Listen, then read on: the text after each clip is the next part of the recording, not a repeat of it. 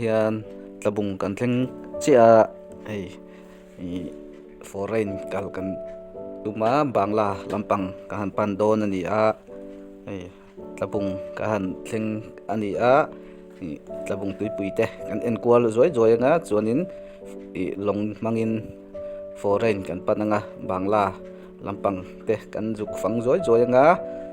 chutiang chu thlir tu ten milo en sak theu don ya ramri te kan en fel pa don ani a ramri din mun te eng che nge India le Bangla des in rina hianin eng angin nge ramri duty te hi a om thin eng ange security te a khawem ti te kan en ho don ani a thir tu mi pui te a top thlenga mino thlir sak turin kan in som ani city pachuau YouTube channel la subscribe lo ten subscribe zel turin ga in soma like le comment share te mi ti sak thei chuan kan lom hle ang tuna kan hmu mek hi tlabung tuipui ani a tlabung tuipui te khan en kwal zoi zoi nga chuanin chumi pia lampanga eta korpui chua rota kan kalanga enge andin hunte kan en le anga chumi zoa chuanin foreign kan lut don ani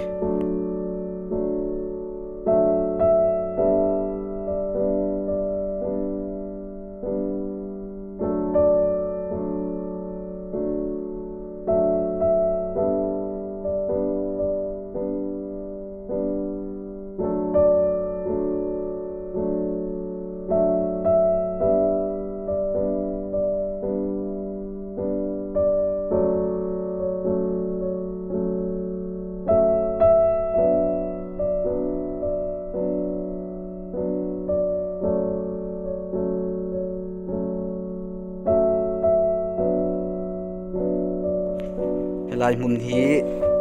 India le Bangladesh in rina fencing ani a hi gate duty te ani a ta hianin ming le phone number te kan register a enge kan ti don ti te kan register a chuanin gate so kan paltlang don ani no chuan media mi angin kan in soya ani po hian mi ngai poi mo khop maya ol sam deuin kan tlang ani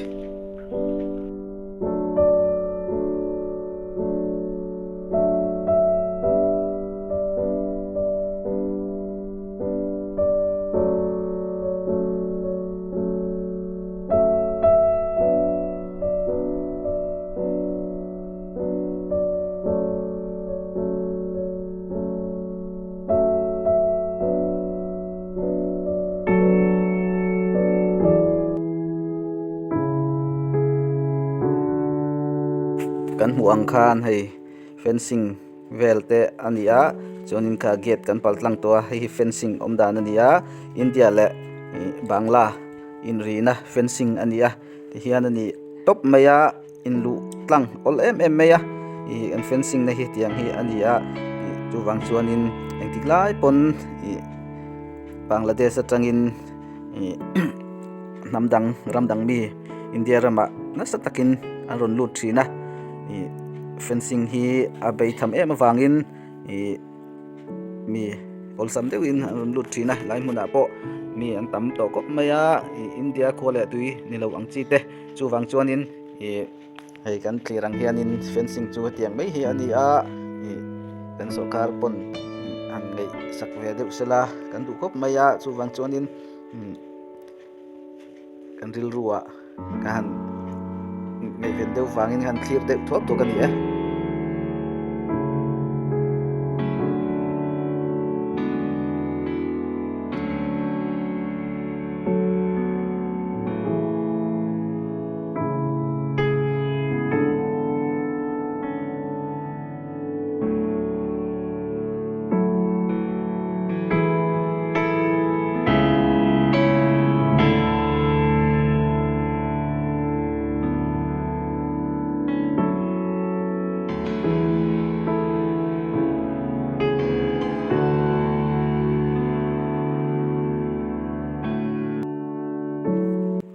tuna kan hmu mek hi an VCP in ania hei kan lutanga kan lakwalanga VCP te komna te kan nei anga mai ro chu ngun komna ang chi te tu langin ti chua kan tumanga thil poi thei thil te omni chuanin kan kat deuh zoi zoi nga ni lo pon poi mo zo lai te kan lo soi chuak mai don ani ai tiang hianin ta hian VCP fel deuh mai an lo neia lai muna hianin lom ong kop mai ta hianin ka han in khat lok anga ei relte ka han ti fel nuwa tuipui lampang kan pan thale don ani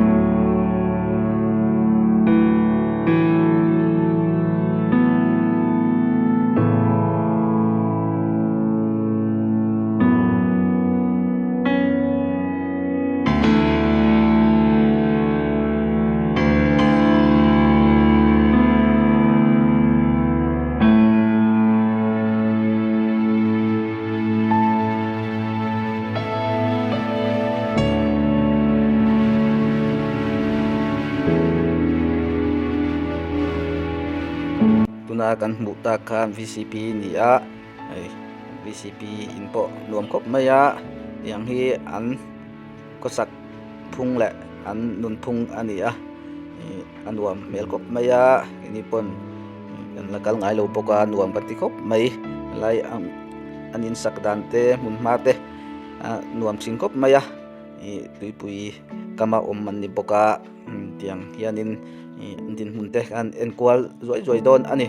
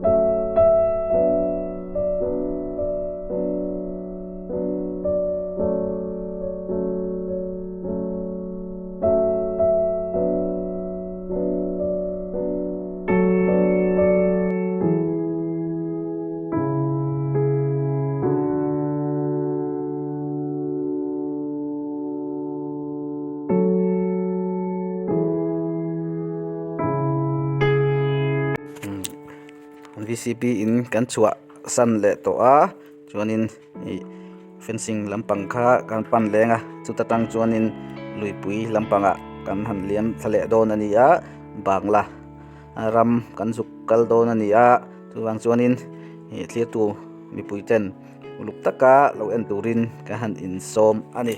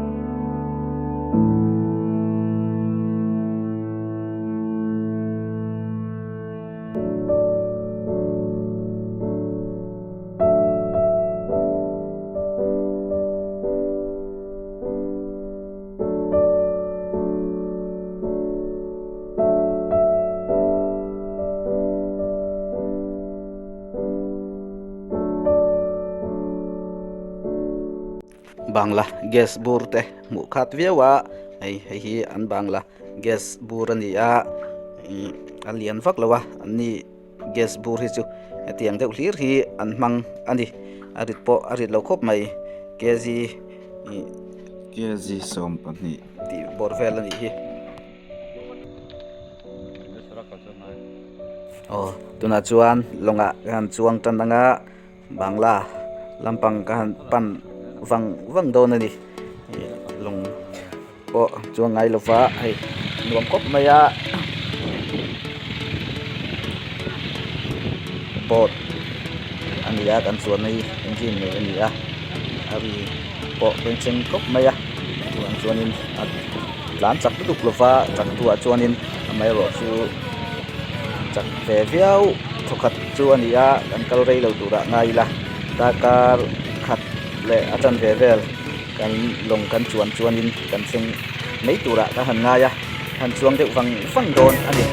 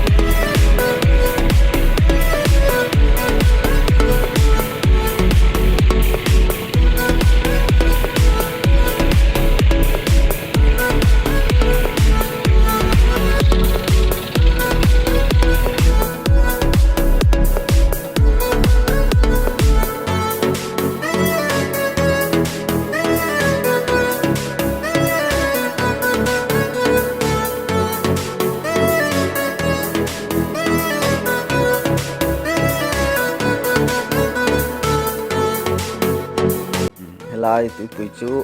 adam khop maya longpo atlan zar thaya hei bangla long le india long te kan riat than thainan india long chu hei kan hmu ang hian atlanga apol a I amor asena bangla longa chuan a hring an hmang ve thung ani atlanga hianin chu kan riat than thei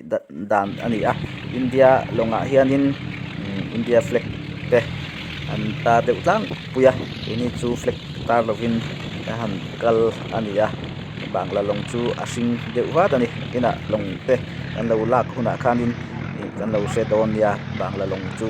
atlang a hring thina ni tikha kan lo se tlang don ya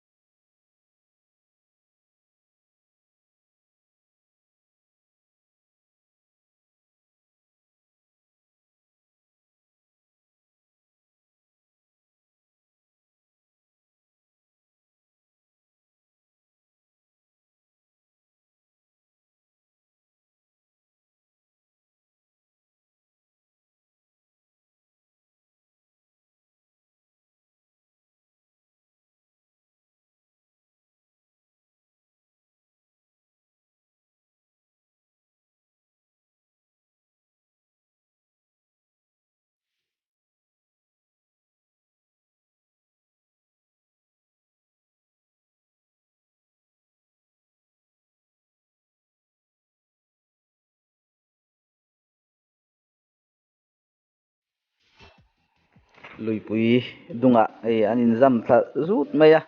mihring hmuh tur leh lawng hmuh tur te a tam khawp mai a khua hrang hrang kan han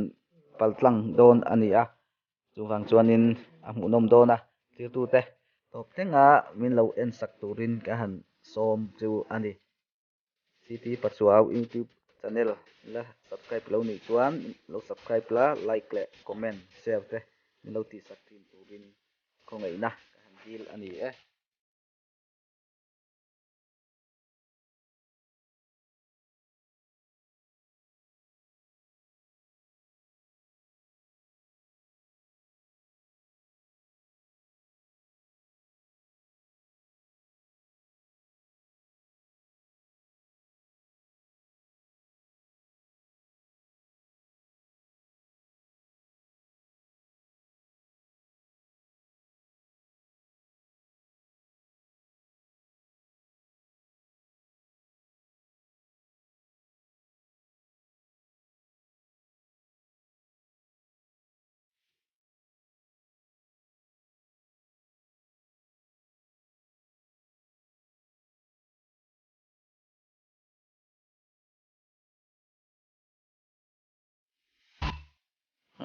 tuna hian bangla ramchhung kan lut mek ania tui puya india nena anin thenna lai anti cheka lui anti kha ni a hei alian po lian thakop maya longpo tam kop to mai lai chu an hun pui deuh kha ani a chuwang chuanin bangla ramchhung kan kalme kania ei anom mel kop maya tui pui po lianin zau thak maya vào kam a hlasot kop mai helai hmuna chuanin toin vào kam hlakop maya rin a takin helai hi alian tha a chuwang chuanin amun po anuam kop maya hei mi singpo antama chuwang chuanin tir tu te mi lo tir sak chum chom se turin kai som ani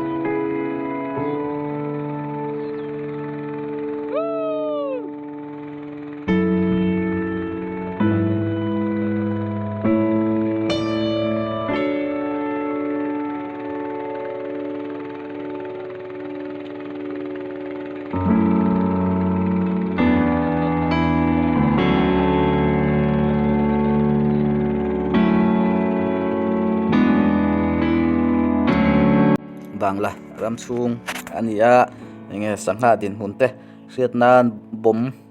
an vom chin don ania chuwang chuan enge sangha te atam reng em ti te han test don ani helai ram chung vela hianin enge sangha din hunte mizoram ain sangha te tamem alian traim ti te han en chawanga nai huna yan bom an vom lai i tha kan lo la zeu don ani bangla ram chung ania chuwang chuanin i bom vom te hi poilo tura khan ngai han vom thlak chin vel don ani chuwang chuanin bangla sangha te atuyem ti te enge asangha om ti te clear ho chho zel don ania comment vak to lovin kan clear chho mial don to ani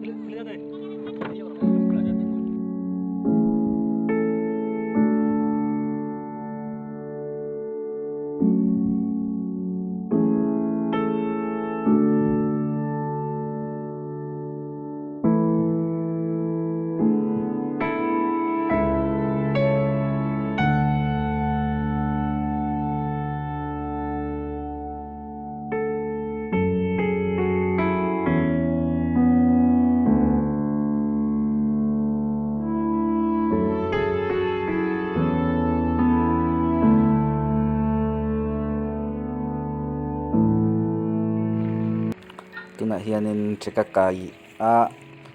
khom hi kan fangkualanga hilai hi bangla zoram tena bungrua chome te thomno te anjuklak na berkha ani a hilai hi